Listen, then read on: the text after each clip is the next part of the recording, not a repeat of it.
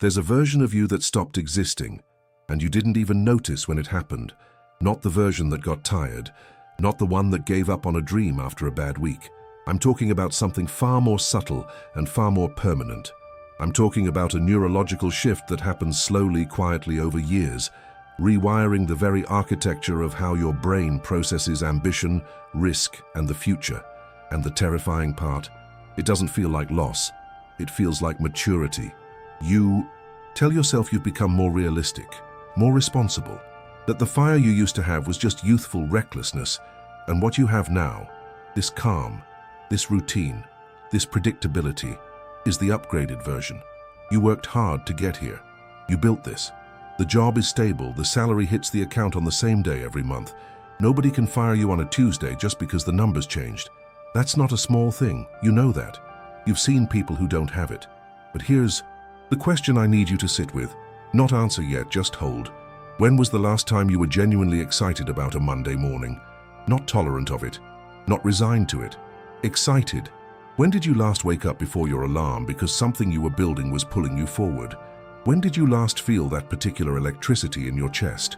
The one that comes not from comfort, but from possibility. If you can't remember, it's not because you're ungrateful. It's not because you're lazy. It's because something happened to your brain that nobody warned you about. And today we're going to talk about exactly what that is. His name is Marcelo, 41 years old, federal employee. He has a career most people would envy. Stable position, good salary, full benefits, a guaranteed pension waiting for him in about 14 years. He got there through real work, years of studying, failed exams, sacrifices made at an age when his friends were partying and traveling. He earned it. That matters. Marcelo's mornings follow a precise choreography. 6:15 alarm, the same coffee, the same route, the same floor of the same building, where the same people say the same things in the same meeting that has existed, essentially unchanged since the year he started. He knows every hallway, every protocol, every informal rule of who talks to whom and what never gets said out loud. He's good at his job, not because it challenges him, it stopped doing that around year 4, but because he's learned to execute it with the minimum necessary friction. He doesn't hate it. That would require more energy than he's willing to spend on it. He tolerates it the way you tolerate background noise. It's just there. At 32, Marcelo had a different life running in parallel.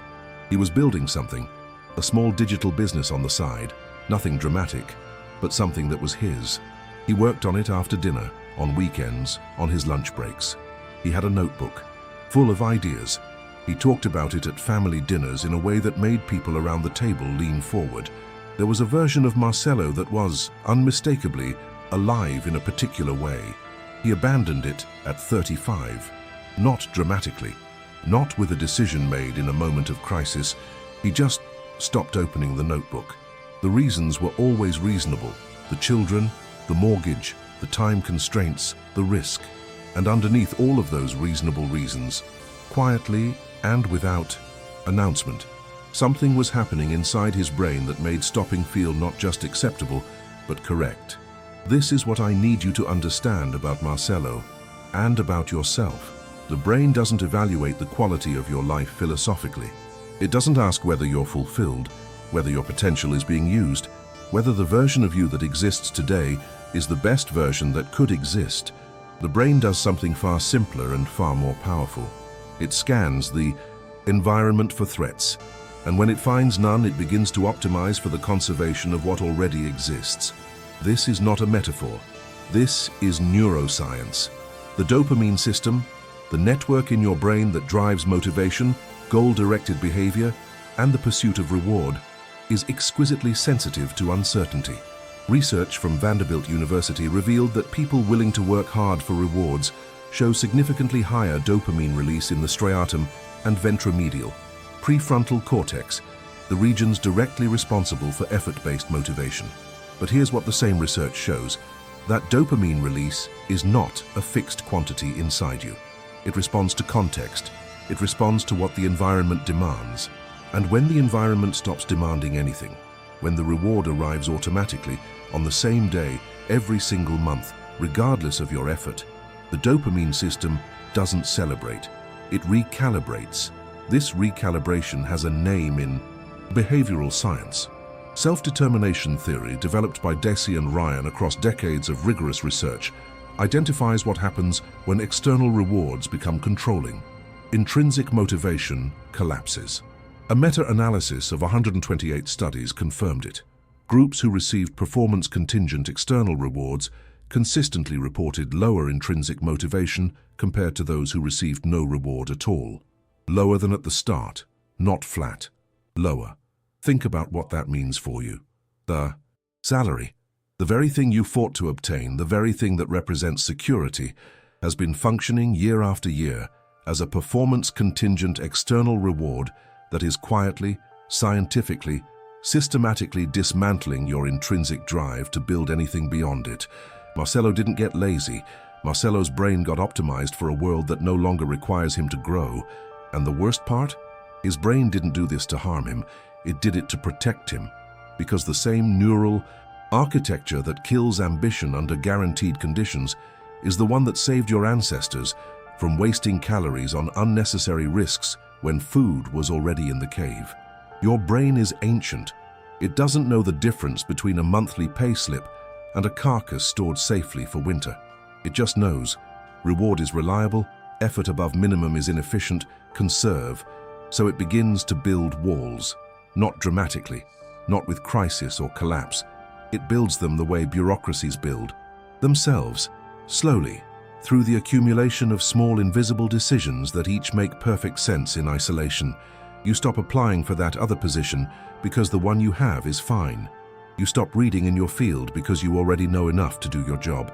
You stop having those conversations, the ones about what you'd do if you weren't doing this, because you've decided somewhere below the level of conscious thought that they're a form of self-torture, and your brain rewards you for each of these micro-retreats with a small hit of relief. Not joy, relief. The difference between joy and relief is the difference between moving toward something and moving away from something. And after years of moving away from uncertainty, you've constructed an invisible architecture around your life that feels exactly like stability and functions exactly like a cage. But there's something else happening. Something Marcelo didn't see coming. Something you might not either. There is a concept I want to introduce to you. I'm going to call it the neural lease. When you sign a contract for an apartment, you're not just agreeing to pay rent. You're agreeing to structure your life around that space, to return to it every night, to store your things inside it, to make your decisions relative to it. The apartment shapes you even when you're not thinking about it. And the longer you live there, the harder it becomes to imagine living anywhere else. Not because you love it, but because your entire neural map of daily existence has been organized around it. Your guaranteed salary is not just money. It is a neural lease. It reorganizes your identity around its continuity, your sense of safety, your social status, your daily routine, your relationship with risk, your tolerance for uncertainty. All of it gradually reorients around the fixed point of that monthly payment. The lease shapes you even when you're not thinking about it. And after enough years, you don't just depend on it financially. You've become neurologically incapable of imagining life without it. Not because the alternatives don't exist, but because the neural pathways that would evaluate those alternatives have gone quiet from disuse. This is the invisible mechanism. This is what nobody tells you when you celebrate passing that exam, when you get your first payslip, when your colleagues congratulate you on the stability you've achieved. They don't tell you that every single year of guaranteed income is simultaneously a year of practice in a very specific cognitive skill, the skill of not needing to figure things out, and skills that aren't practiced atrophy. But here's what I want you to understand before we go further. This isn't destiny. The neural lease is not a life sentence, it's a pattern, and patterns can be interrupted. The question is whether you understand the pattern clearly enough to actually interrupt it, because most people who try to change their financial lives are fighting the wrong enemy. They think the problem is discipline, or information, or time. They buy the course, they open the investment account, they make the budget, and then 6 weeks later, they're back to exactly where they were. Not because they failed morally, because they never addressed the neural architecture that was running underneath their behavior the entire time. So let's go deeper. Let's talk about what it actually takes. The first layer of the neural lease is what I call predictive comfort. Your brain is, before anything else, a prediction machine. Its primary function is not to experience reality, it's to predict reality accurately enough to keep you alive and conserve energy. And nothing makes prediction easier than a life with no variability. When the salary arrives on the 5th of the month, every single month, for years, your brain doesn't experience this as comfort. It experiences it as data. It builds a predictive model that treats variation itself as the threat, not specific bad outcomes, but unpredictability as a category.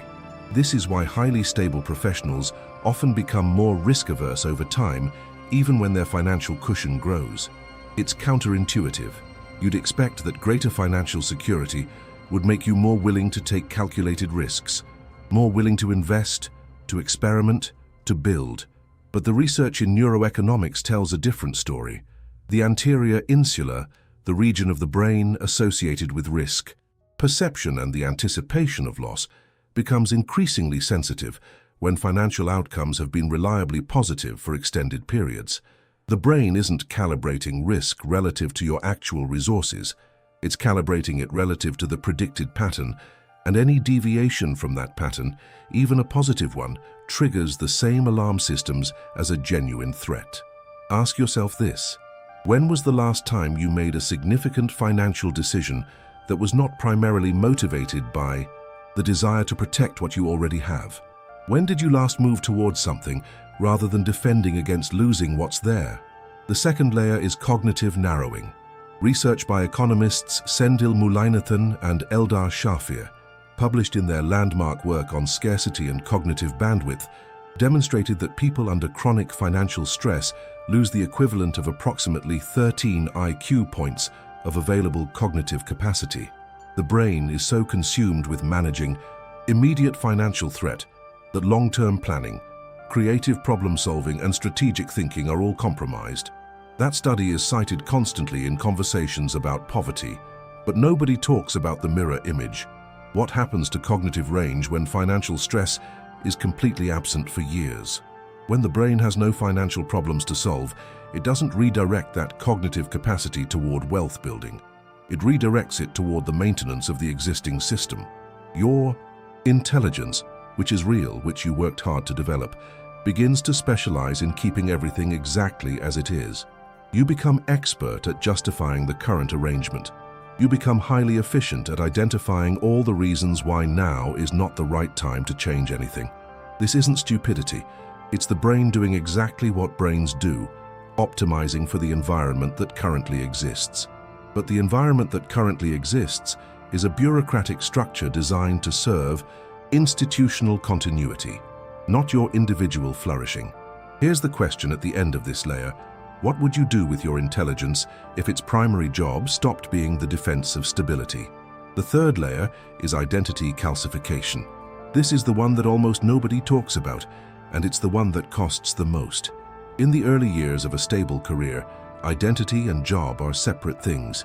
You have the job and you have yourself. The person who has ambitions beyond the job, interests that don't fit inside it, a narrative about where you're going that isn't identical to the org chart. That separation feels obvious when you're young. Of course, you're more than the job, of course. But over years, through the daily repetition of routine, through the social gravity of colleagues who share the same structure, through the psychological investment you've made in justifying the choices that brought you here, the separation quietly closes. The job stops being something you do and starts being something you are. And the moment that shift completes, any threat to the job stops being just a financial inconvenience. It becomes an existential threat, a threat to who you are. This is why Marcelo doesn't just fear leaving. He fears even wanting to leave, because wanting to leave would mean acknowledging that the person he's become, the identity he spent years constructing around this structure, is not the person he wants to be. That's not a financial calculation. That's a psychological crisis. And the brain will work extremely hard to prevent you from having it. Robert Sapolsky, in his research on dopamine and anticipation, demonstrates that it's not the reward itself that drives behavior. It's the anticipation of the reward that generates the most powerful dopamine signal. What this means for your life is specific and uncomfortable. If you've structured your entire future around the anticipation of a pension, a retirement date, a point at which life finally begins, your brain's most potent motivational signal is permanently directed backward, toward the system, toward patience, toward waiting. The dopamine isn't flowing toward what you could build. It's flowing toward what the institution has already promised. You are neurologically working for something that won't arrive for a decade or more. And every year between now and then, you're practicing the skill of deferring your own life. The fourth layer is social mirroring. The people around you in a stable institutional environment are, by definition, people who have made the same fundamental choice you have. This is not accidental. Institutions are extraordinarily effective at selecting for and retaining people whose risk tolerance is compatible with the institution's need for predictability. Over time, your social world, the colleagues, the lunch conversations, the informal networks, the WhatsApp groups, is populated almost entirely by people who share your cognitive architecture. This creates a specific kind of epistemic trap, not because these people are wrong or limited, many of them are brilliant and deeply thoughtful, but because they validate the same set of assumptions. That security is the primary value. That risk is something to be managed rather than cultivated. That the alternative to what you have is chaos, rather than a different kind of order that you build yourself. When every conversation you have confirms the architecture of the neural lease, the architecture becomes invisible. It stops being a choice and starts being reality itself. Here's the question that ends this layer. If everyone around you is choosing the same thing, how would you know if the choice was actually right for you? The fifth layer, and this is where it gets uncomfortable, is what I call temporal displacement.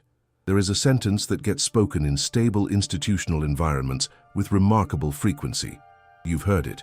You may have said it. It goes approximately like this. When this phase is over, I'll have more time. When I have more time, I'll do the things I actually want to do. The phase never ends. Not because people are lying when they say it. They mean it completely. But the phase is not an external circumstance waiting to conclude. It is the structure of a life organized around deferral. The same neural architecture that made the guarantee feel like safety has made waiting feel like strategy.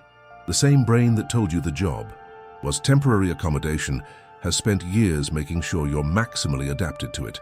Neuroscience tells us that the brain changes physically through repetition, through the process called neuroplasticity.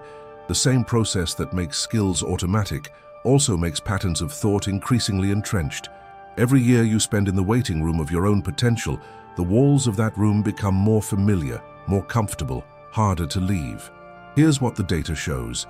People who delay meaningful financial diversification and personal development during peak earning years, the 30s and early 40s, don't typically compensate by accelerating later. The pattern of deferral, once established, tends to compound. Not because they couldn't catch up financially, because they could no longer conceive of the version of themselves capable of doing it. But there is something the majority of people get wrong here, and it's exactly where everything falls apart. Most people, when they encounter this kind of analysis, do one of two things. The first is dismissal. This doesn't apply to me. My situation is different. I have children. I have specific obligations. I have a plan. These are real considerations. They are not excuses. They are facts that deserve real answers. But watch the speed with which they arrive. Watch how immediately the mind produces them, how finished they sound, how perfectly they short-circuit the discomfort that the question created. That speed is not wisdom. That speed is the anterior insula doing exactly what it evolved to do, shutting down threat-relevant processing before it can disrupt the current arrangement. The second response is overcorrection. The person finishes a video like this one, and within 48 hours, they've downloaded 3 investment apps, signed up for an online course, told their spouse they're thinking about quitting, and spent a weekend in a fever of plans that dissolves by the following Thursday, because the underlying neural architecture hasn't changed at all. Both of these responses have one thing in common. They protect the status quo. One by refusing to see it. One by performing change so dramatically that the inevitable return to normal feels like evidence that change is impossible. The actual path is less dramatic and more honest. It begins not with an action, but with a naming. Marcelo, at 35, didn't abandon his project because he was afraid or lazy. He abandoned it because he'd spent 4 years being systematically trained by his environment to interpret risk as loss rather than information, to interpret uncertainty as danger rather than possibility, to interpret effort beyond the minimum as frivolous rather than essential. His brain had been restructured by the very stability he'd fought to achieve. The first step isn't quitting. The first step isn't a financial product or a business plan or a side hustle launched on a Tuesday evening out of desperate guilt. The first step is looking directly at the neural lease, at the specific ways it has reorganized your identity, your risk tolerance, your relationships, your daily cognitive habits, and calling it what it is, not a failure, not a flaw, a pattern, and then building with genuine intentionality the specific practices that interrupt it. Research on goal-directed behavior from Northwestern's Institute for Policy Research confirms that goal-oriented thinking activates dopamine circuits in real time, that the mere act of visualizing a concrete goal alters decision-making architecture immediately. You don't need to have already changed to begin changing. You need to give the brain a target that isn't the pension date. What does that look like practically? It looks like deliberate exposure to productive uncertainty. Not reckless risk, but structured encounters with situations where the outcome isn't guaranteed and your effort genuinely matters. It could be a financial instrument with variable returns. It could be a creative project with no institutional protection. It could be a conversation you've been avoiding because you don't know how it will end. The specific form matters less than the underlying function, giving your dopamine system something to anticipate that isn't the institution's promise. It looks like rebuilding the social context, not abandoning the people who share your stability, but deliberately expanding your conversational world to include people who have built differently, not to copy them. To remember that the architecture of the neural lease is a choice, not a law of nature. That people exist who have navigated the same constraints you have and found a way to grow inside and beyond them. And it looks like recovering the practice of making, of creating something with your hands, your mind, your time that exists because you chose to build it and would not exist otherwise. Not for the income, not yet. For the neurological truth that making reactivates the circuits that guarantee income has quietly put to sleep. Marcelo opened the notebook again, not because his situation changed, not because he solved the problem of time or risk or the mortgage. He opened it because he finally understood that every year he waited for the conditions to be perfect was a year his brain spent becoming less capable of acting when perfect conditions never arrived. He didn't quit his job. He didn't reinvent his life in a weekend. He started small, genuinely small, almost embarrassingly small. 20 minutes 3 times a week. One specific project with one concrete deliverable. He told nobody about it for 3 months because he'd learned over years of false starts that announcing change is the brain's most effective substitute for making it. And something shifted. Not dramatically, not with the feeling he'd imagined, but the shift was real and it was neurological. The dopamine system, given a new target with genuine uncertainty, began to reactivate circuits that had been dormant for years, not all at once, but measurably, tangibly, in the specific and private experience of waking up on a Wednesday morning with something to look forward to that the institution had not scheduled. That's not a small thing. I want to speak directly to you now, not to Marcelo. He's a device, to you. You've built real things to get where you are. The stability you have is the result of real sacrifice. I'm not going to diminish that. And I'm not going to tell you that the structure you've built is a prison from which you must escape immediately. That's not the truth, and you're too intelligent to need that kind of simplification. The truth is more complex and more demanding. The truth is that stability is a foundation, and you've been living in the foundation. The foundation is solid. It will hold. But a foundation is not a life. It's the base from which a life can be built. And the neural lease, if you let it run unchecked, will keep you in the foundation indefinitely, pointing to its solidity as evidence that no construction is necessary, using the security you built as the reason you cannot build further. You have years of your life in front of you, not infinite years, real, specific years, each of which is being spent in a particular way. The Sunday night feeling you know, that specific combination of dread and resignation that arrives as the week prepares to begin, is not anxiety about Monday. It's information. It's the part of you that still knows the difference between living inside someone else's structure and building one of your own. The question is whether you're willing to stop calling that feeling maturity. The pension will arrive. The stability will hold. The institution will keep its end of the deal. None of that is in question. What is in question? The only thing that has ever been in question is what you will have built with the years between now and then that belonged entirely to you. If something in this video resonated at a level that surprised you, leave one word in the comments, just one. The word that came to mind when you recognized something of yourself in what you heard. That word is more useful than a paragraph. It tells you where the real work is. The conversation continues inside the Mind of Value community. The link is in the description. Not a promise of quick wealth, not a system or a hack.